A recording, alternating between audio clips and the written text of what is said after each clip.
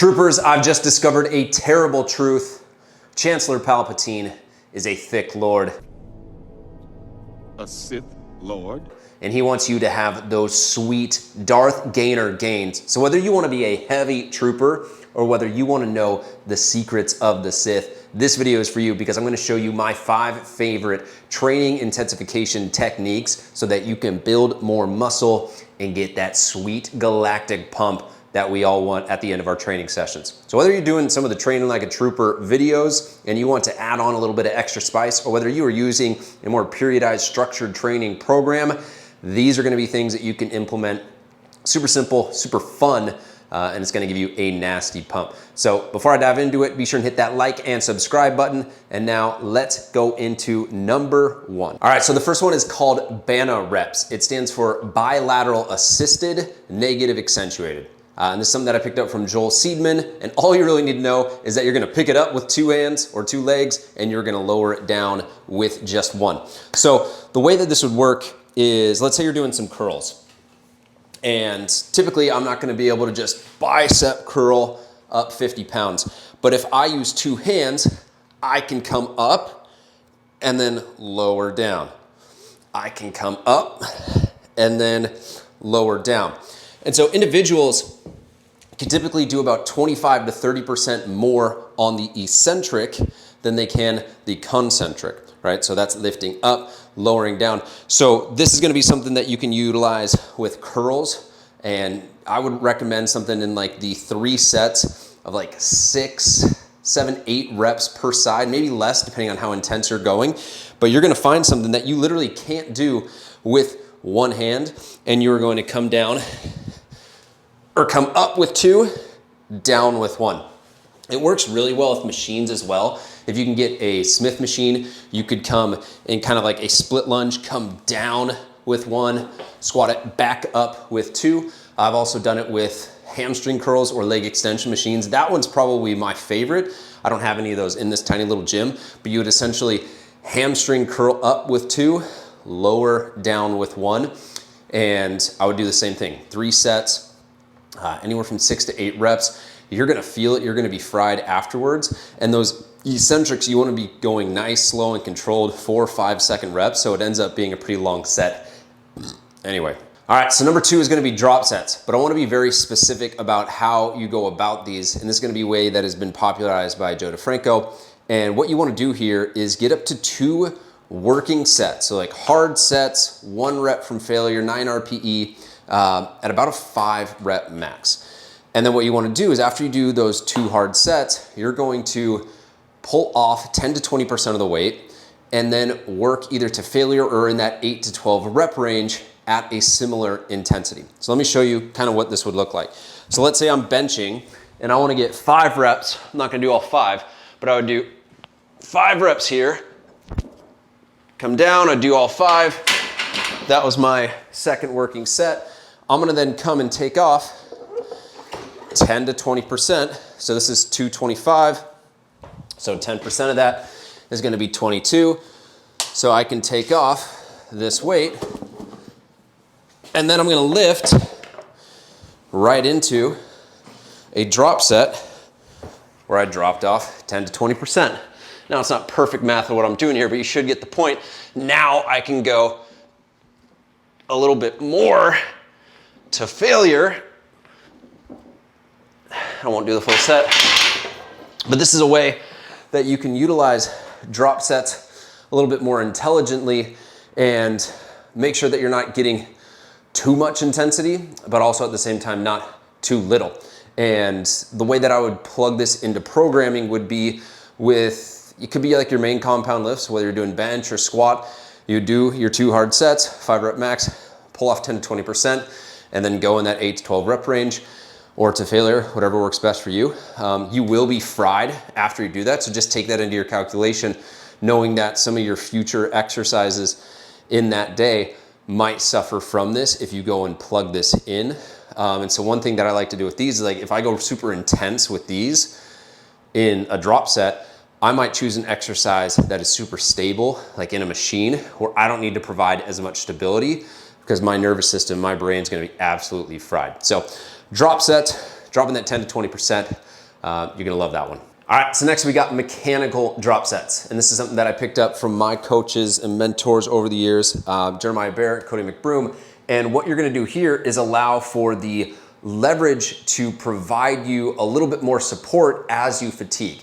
And so an example of this is going to be shoulder press. So you're gonna pick weights that you can do probably in like the 8 to 10 rep range. If you go heavier, it's gonna make it harder to maintain through the 3 or 4 exercises that you'll do. But I would come in here and I would go shoulder press for 8 to 10 reps.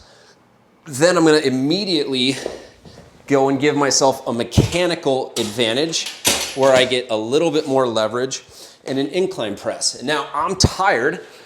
My chest and shoulders and delts and traps rather, triceps are tired, but I've given myself a little bit more leverage with the incline.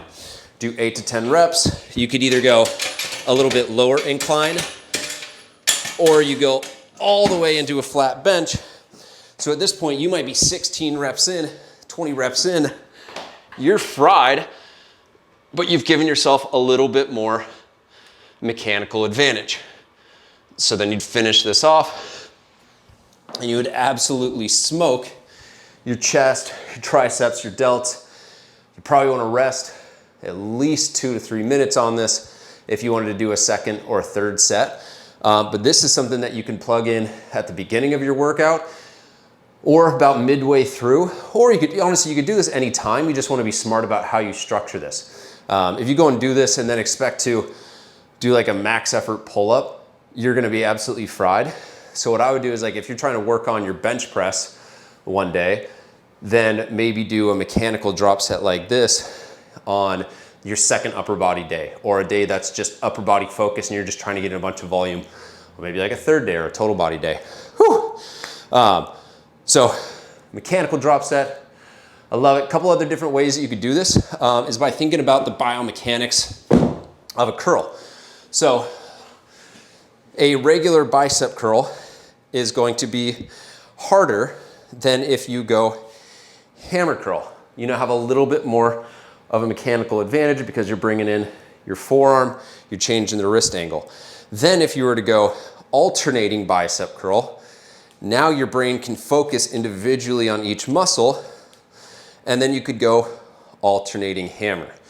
So a lot of times people just wrap it up. They'll do, like, you know, their curls. They'll do 3 sets of 10. They're like, all right, cool, that was tough.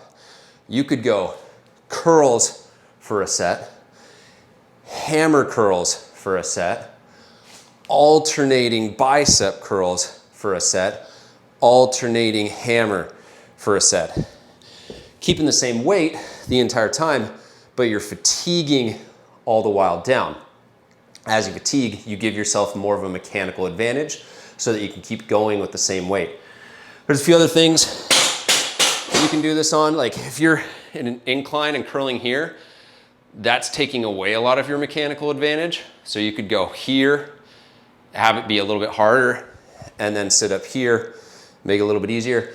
Tons of different ways to just basically change the angles of your joints while maintaining the same weight so that you consistently get in that proximity to failure and you just accumulate a ton of volume, get massive pumps, and get galactic gain. All right, for number 4, I really like a timed and weighted AMRAP because this gives you 3 different ways to progress. And so what I'm gonna try and do here is choose something that I can do for one set, anywhere from 10 to 30 reps, maybe even more. Like I can do push-ups, 50, 60 push-ups, but then if I go and do repeated efforts, I get super fatigued and even like 5 feels hard.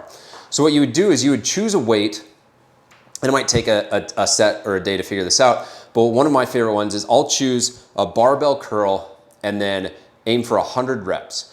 And I might add 5 pounds to each side as I progress, but the whole goal here is I wanna be able to go 100 barbell curls in 5 minutes, and then there's 3 ways I'm measuring progress. 1, maybe I don't get 100 reps, maybe I get 78, and then the next time I go and do it, I'm trying to get 88. Or maybe I get 100 reps and it's at like 457. And so then the next time I'm trying to be able to do it in 450 or in 4 minutes.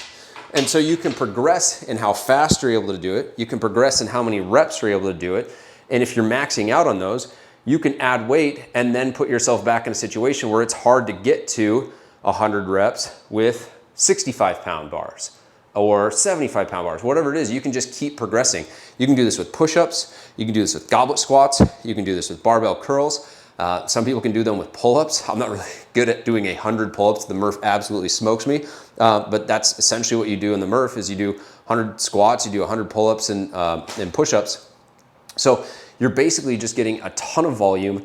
All of those little sets, whether it's set 1 where you do 25 reps, set 2 where you do 15 reps, set 3 where you do 10 reps, you're basically just trying to have all of those sets go till failure. It's a ton of time under tension, but it's not the time under tension that you're wanting to get to. It's the amount of sets and specifically reps that you're doing in proximity to failure. And those 100 reps allows you to accrue a ton of reps in close proximity to failure so that your brain and your muscles like, okay, we got to grow, we got to get bigger. All right, and so number 5, and it's kind of fitting because we got everything in here that is giant lifting, but this is a giant set, which is something that was popularized by Milos Sarcev, bodybuilding legend. And essentially what you do is you choose a muscle group and you hammer it with 3 to 4 different exercises, all back to back in just a giant superset. So I've got barbell bench press, then I'm gonna do dumbbell bench press, then I'm going to do dips, then I could do either push-ups or chest flies. But basically what you're trying to do here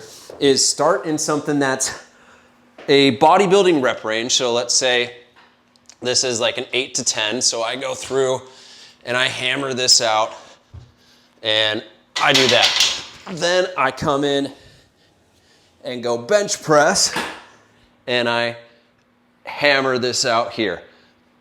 So I just keep smoking my chest, keep smoking my triceps, all the while I'm fatiguing, and I'm going to exercises that I might be able to do more reps in. So what you might see is it starts off with like an 8 to 10 rep range, then a 12 to 15, then a 15 to 20, then push-ups. So I might go and knock out 25 or whatever I can get to until I hit failure.